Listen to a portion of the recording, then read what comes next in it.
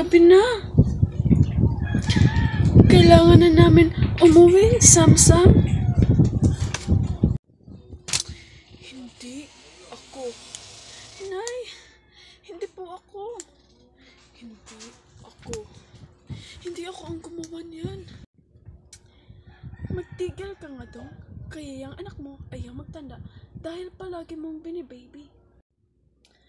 Alam niyo ba ang balita sa anak ni Nori? Ayun, nabuntis daw ng tambay sa kanto. Tinakbuhan ba naman?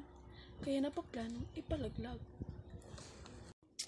Putang ina. Pwede ba kahit isang araw lang maging payapa naman tayo rito sa bahay? Ang dami ng problema at gastusin. Dadagdagan niyo pa. Yung pera na pinaghihirapan ng anak mo ni maganda ko ba na sa kakatrabaho para lang matususan ang mga pangangailangan natin ay igagasos mo lang sa mga barkada mo? Sobrang bored kasi wala ka na. Tas si boss naman, kalalaking tao, parang nireregla palagi. Oh, Leia, anong nangyari sa'yo?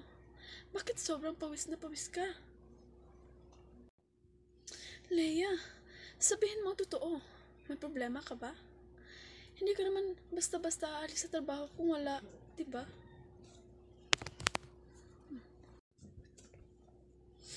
Ate Leia, mas mabuti na kumalma ka na lang muna at huwag mo na lang siyang isipin.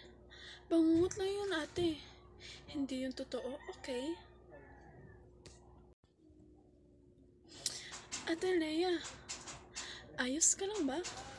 Ang lakas ng sigaw mo. Narinig talaga namin sa labas ng bahay. Binabangungot ka na naman.